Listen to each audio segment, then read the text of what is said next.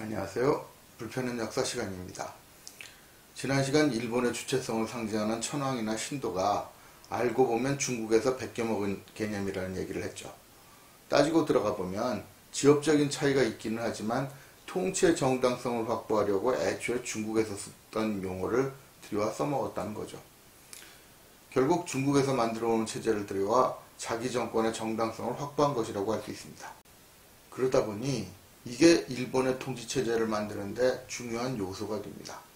물론 이 자체라면 동아시아 대부분의 나라에서 일어났던 일이니 이런 점에서는 큰 차이가 없다고 할 수 있습니다.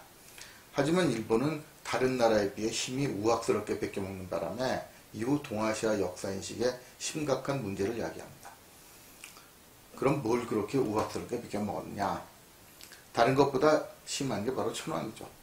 일본은 중국에서 잠깐 쓰다버린 천황이라는 개념을 들여와서 이걸 천자와 같은 개념으로 쓰는 바람에 이 연장에서 자연스럽게 설정된 상황이 있죠. 바로 천황이 주변 국가에게서 조공을 받는 존재로 설정된 겁니다. 조공이라는 개념 자체가 중화사상 이외에는 찾아볼 수 없는 독특한 것임은 이미 앞에서 설명한 바 있습니다. 이건 일본이 당시 주변 국가를 지배하던 중심 국가였다는 설정을 했다는 뜻도 됩니다. 야마토 정권이 자신의 나라를 중국이라고 부르고 있었으면 물론 자신의 군대도 관군이라고 했거든요. 이건 상당히 의미심장하죠. 관군은 국가의 군대, 즉 합법적인 정부의 군대라는 뜻이니 이를 뒤집어 말하면 자신의 적대적인 다른 나라의 군대는 도적대에 불과하다는 뜻이 되니까요. 이 역시 다른 나라를 인정하지 않고 통치자의 입장에서 자신이 지배하는 하나의 단위로 천하를 보는 중화사상의 사고방식 그대로라는 얘기죠.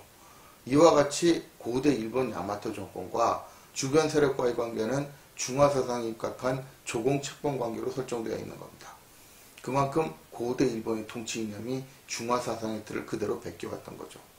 사실 다른 동아시아 국가들은 체제를 뺏겼을지언정 상황이 따라가지도 못할 때 노골적으로 황제 운운은 잘 안 하거든요. 그런데 일본은 실제 위상은 주제 파악 못한다고 할 만큼 멸시를 받는 수준에서도 천자를 자칭했던 셈이죠. 이런 심보가 후세에 혼란을 일으키지 않을 수 없었던 겁니다. 내막을 알고 보면 웃기지도 않는 코미디지만 의외로 전문가를 자처하는 작자들 중에서도 이런 내용을 믿는 족들이 한둘 아니거든요. 물론 자기들도 전부 다 믿지 않는다고 하면서도 가장 핵심적인 왜곡 내용을 믿는 경우가 많은 게 특징이라면 특징입니다. 그런 내용 중 하나가 고구려 백제 신라 등 한반도의 고대 국가에서 천황에게 수도 없이 조공을 바쳤다는 기록입니다. 천황을 두고 일본뿐 아니라 천하를 아우르는 통치자라는 존재로 자리매김해 놓은 거죠. 이 바람에 요즘 사람들이 이 시대 역사를 보는데 헷갈리게 만든 겁니다. 이 수법의 발상은 간단합니다.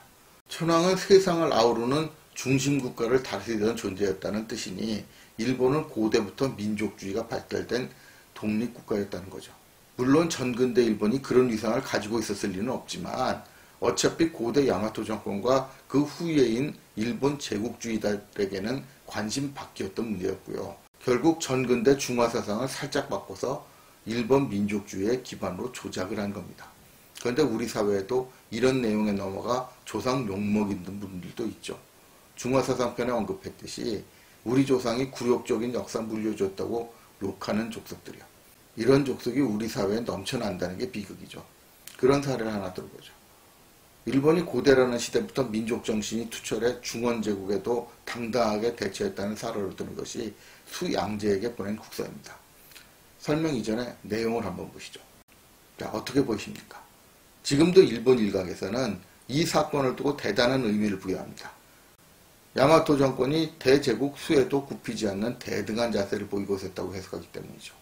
특히 해 뜨는 곳의 천자가 해 지는 곳의 천자에게 본능이라는 구절이 의미를 부여하는 구실을 하는 겁니다. 이런 구실을 하는 이유는 대체로 이렇습니다. 웬만한 나라 사신들은 수 황제에 대해서 신이라고, 신하를 뜻하는 신이라고 칭하는 게 보통이거든요. 스스로 수의 신하임을 자처하는 꼴이죠. 그런데 일본 천황만은 수 황제와 동등한 천재를 자칭했던 겁니다. 그래서 일본 국수주의자들은 이 사건을 이런 식으로 해석하죠. 다른 나라들은 모두 신하라고 굽히고 들어갈 때 일본만은 대등하게 대응했다. 그만큼 대제국 수에 대해서도 자주적 태도를 가지고 있었던 것이다. 이 주장대로라면 일본의 민족의식은 그야말로 선구적일 겁니다. 중국 역사상 유명한 5, 16국 시대를 정리하고 통일한 대제국 수에도 담당했으니까요. 더욱이 이 국서를 받아본 사람이 수나라 황제 중에서도 그 유명한 양제였어요. 수의 황제 중에서도 양제는 반항을 용납하지 않는 것으로 유명하죠. 일본 천황만은 그런 양제에게 대등한 존재라고 대놓고 들이댄 셈이라는 겁니다. 이러한 태도의 비교 대상으로 북위에 보낸 백제의 국서를 들이대죠. 공손을 넘어 비굴하다고까지 할 수 있는 표현을 썼던 백제의 국서에 비해 일본의 국서가 요즘 사람들 눈에 당당한 민족의식의 발로라고 보일 소지가 크니까요. 더구나 수측에서 보인 반응도 의미심장하게 보입니다. 일본이 한 짓을 액면 그대로 받아들이자면 천자를 사칭해서 중국 황제를 모독한 일이죠. 하늘 아래 둘이어서는 안 될 천자를 칭한 것만 해도 수의 입장에서는 용납하지 못할 사태였거든요. 거기에 해 뜨는 곳의 천자. 동양뿐 아니라 상당수 문화권에서 동족을 신성하게 여깁니다. 해 뜨는 곳은 바로 번영을 상징하는 것이고 반대로 해가 지는 서쪽은 자연스럽게 쇠퇴와 몰락을 상징하게 됩니까요.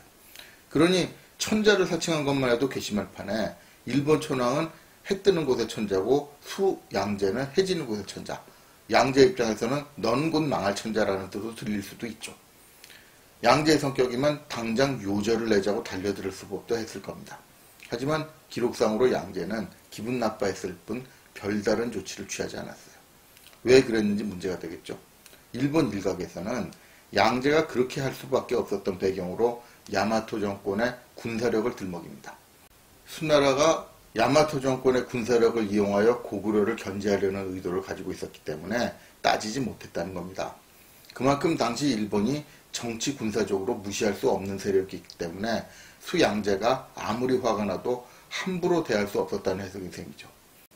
이렇게 보면 당시 일본의 위상은 대단해 보일 수밖에 없을 겁니다.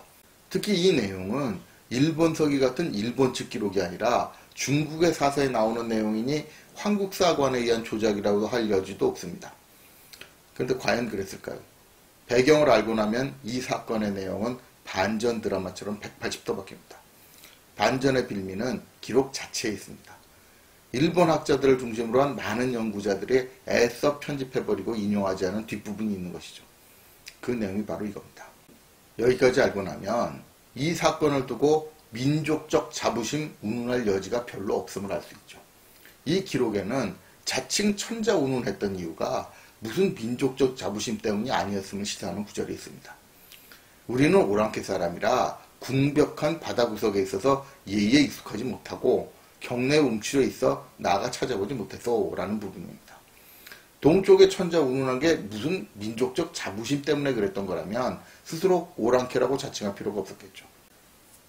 또 그동안 중국 황제를 찾아보지 않았던 것도 동등한 관계를 인정해주지 않은 데 대한 자존심 같은 것 때문이었다면 굳이 예의에 익숙하지 못했다는 해명성 발언을 늘어놓을 이유가 없으니까요. 그러고 보면 국서의 말투는 불손할지 몰라도 불손한 내용은 별로 없어요. 무량하시냐는 안부에 불법을 중시킨다니 승려 파견해서 배우겠다는 정도가 전부잖아요. 거기에 수를 예의지국이라고 부르면서 스스로 조공을 바쳤다고 인정하고 있기도 하고요. 수 황제와 동등함을 과시하는 내용은 말할 것도 없고 수의 국익을 침해할 만한 내용조차도 없는 거죠. 그런데 이런 국서와 비교되는 백제의 국서는 어떠냐? 중화사상 부분에서 소개했다시피 백제 국서의 말투는 공손하다 못해 비굴했다고까지 할 수 있잖아요. 그렇지만 막상 백제 국서에서 요구했던 내용은 고구려와 전쟁을 벌여달라는 부담스러운 거였죠. 사실 만만치 않은 이웃나라와 전쟁을 벌여달라는 요구야 생떼라고 하는 게 나을 겁니다.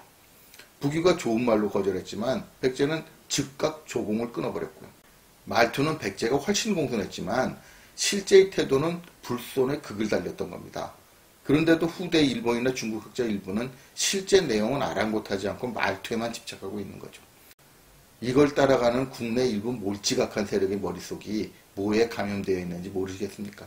수측의 기록이니까 일본이 스스로 오랑캐라고 했다든가 예의를 몰랐다는 내용을 써놓은 것 아니냐고 할 사람이 있을지 모르겠어요. 하지만 같은 기록에 천자 운운하는 내용도 그대로 수록되어 있죠.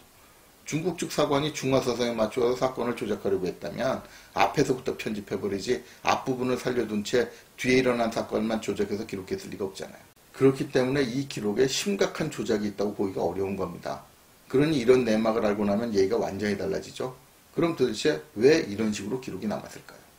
그 내막이 뭔지는 얘기가 길어질 테니 to be continue 하기로 하죠. 그럼 다음 시간을 기약하면서 이상 불편한 역사였습니다.